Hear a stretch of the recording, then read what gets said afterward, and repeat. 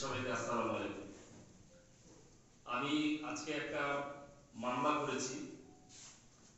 20 বছর আগে বালিডাঙ্গিতে আমি প্রায় 90 একর জমি কিনি, এটা দলিল এবং পাওয়ার সহ। এখানকার মধ্যে 70 একর জমি সাবেক এমপি দৌলুল ইসলাম সহ ওনার লোকজন দখল করে নেয় এবং আমার কাছে বিভিন্ন সময় চাঁদা চায়। সর্বশেষ 10 কোটি টাকা চাঁদা দাবি করে।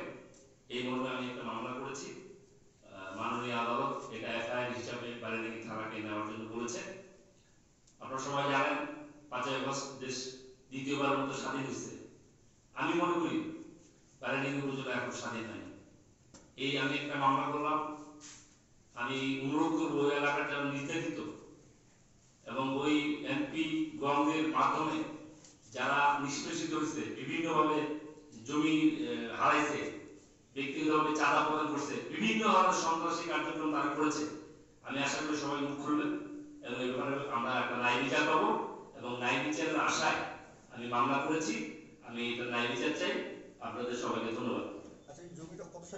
হাবিবুল ইসলাম বাবলু, চেয়ারম্যান রাজ্জাক গ্রুপ, সাবেক সভাপতি Dhaka chamber of commerce and industry, সভাপতি ঠাকুরগাঁ জেলা মালিক সমিতি ছাড়া অন্যান্য সংগঠনের সাথে আমি সম্পৃক্ত আছি। আমরা 2005 থেকে 10 পর্যন্ত জমি করে করছি, পর্যায়ক্রমে করে করছি। কিন্তু ওখানে আমরা প্রথম থেকে কেনার পর থেকে বিভিন্ন ভাবে আমরা মানে কোনো কাজ করতে পারিনি। দেখা গেছে যে মনে করেন হলো অফিস করছি, কার্যক্রম করছি, আমি দেশের বাইরে গেছি, এসে দেখছি সব সমান করেছে। এইরকম একটা আলাদা রাজ্য আমি বিশ্বের 45টা দেশ করছি, বা এই বাংলাদেশের অভ্যন্তরে যে আলাদা একটা রাজ্য আছে, এটা মানে খুব দুঃখজনক। এবং তারা আপনারা সবাই জানেন, আপনারা তো সাংবাদিক, আপনারা আমাদের চেয়ে ভালো জানেন। আমি আপনাদের মাধ্যমে জানতে চাই যে ওখানকার লোকেরা যাতে স্বাধীনভাবে বসবাস করতে পারে, এটাই আমার কামনা। আমার কথা, আমার মতো লোক যদি হ্যারাসমেন্ট হয়, তাহলে সাধারণ মানুষের কি অবস্থা? একটা মানুষ মুখ খুলতে পারে না। আমার কথা হচ্ছে যে আমি এই ন্যায় বিচার এই জন্য চাইছি যে ওখানকার মানুষ যাতে স্বাধীনভাবে কথা বলতে পারে, তাদের সুবিধা অসুবিধা গুলা যাতে প্রশাসনকে জানাতে পারে এবং প্রশাসনের কাছে তারা যাতে ন্যায় বিচার পায়। ধন্যবাদ সবাইকে। আসসালামু আলাইকুম। শফিকুল ইসলাম, তারপরে আছে আকালু ডঙ্গা চেয়ারম্যান, তারপরে আছে সাদেকুল ইসলাম, কামরুজ্জামান শামীম, হুমায়ুন কবির, তারপরে আছে আমিনুল ইসলাম, মমিনুল ইসলাম ভাসানী, মোহাম্মদ মতিন, জুলফিকার। এছাড়াও আমরা অজ্ঞাত, এখানে 28 জনের নাম উল্লেখ করা হয়েছে। এছাড়াও 20-25 জন অজ্ঞাত আসামি হিসাবে এখানে মামলা রুজু করা হয়েছে। এটা একটা সিআর মামলা। এই ধারাগুলো বলবো? জি, ধারাটা বললে ভালো।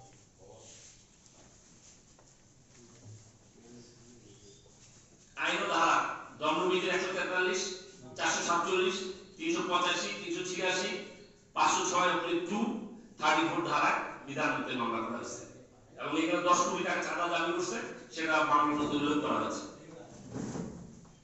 এবং আমি মনে করি মাননীয় আদালত যে এফআইআর কথা বলছে সংশ্লিষ্ট বালিডাঙ্গি থানাকে, আমরা মনে করব দ্রুত সময়ের মধ্যে এদেরকে গ্রেফতার করে আইনের আওতায় আনা হোক।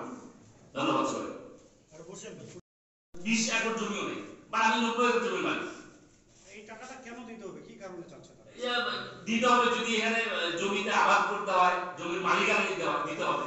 আর ওখানকার শুনেন, ওখানকার যে স্টাইল, মানে এটা একটা আলাদা স্টাইল। কথা আমরা জমি কিনছি, কাজ করতে গেছে, মহিলারা দেখবে পুলিশ বসে কোদালের সামনে।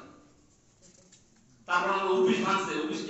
আমি কিন্তু এখান থেকে প্রেস ক্লাব থেকে লোক গেছিল এর আগে, অনেকের হয়তো যারা সিনিয়র তারা জানেন, মাইক্রো নিয়ে গেছিল। দেখা গেছে যে ঘর ভেঙে দিছে। আমি যদি বলি যে এখানে ঘর ছিল, আপনি বিশ্বাস করবেন, ঘর ভেঙে সমান করে একদম ভাল লাগে। তার মানে কখন দিছে, কিন্তু বাড়ির পাশে এরকম একটা হ্যারাসমেন্ট, এটা চিন্তাই করা যায় না। এখান থেকে আমার অন্য কিছু না, আমি বিচার চাই এটা যে মানুষ ওখান থেকে মুক্তি পাক, মানুষ যাতে ওখানে কথা বলতে পারে, মানুষ যদি অত্যাচারিত হয় সেটা তো বিচার চাইতে পারে। আমার এই জন্যই এই ব্যবস্থা না। আপনি সাবেক দুই পরিবারের আর লোকজন আছে এবং এলাকা ভিত্তিক আপনারা জানেন ওনার যে মনে করেন নির্বাচনী এলাকা ওনার প্রত্যেকটা ইউনিয়নে বলেন গ্রামে বলেন ওনার লোক আছে ওনার এজেন্ট আছে এখানে কোথায় কাকে কি করতে হবে কার কাছে চাঁদা চাইতে হবে কাকে ধমক দিতে হবে কাকে মারতে হবে এইভাবে উনি ওটা সেট আপ করা আছে এটা আপনারা আমাদের চেয়ে ভালো জানেন। আমি ওই এলাকার মানুষের স্বাধীনতা কামনা করছি মানুষ যাতে মুখ খুলে কথা বলতে পারে কেউ অত্যাচারিত হলে যাতে তাদের বিচার চাইতে পারে আমি এটাই চাই এবং আমারও ন্যায় বিচারটা আমি চাই। দেখি ভাই আপনি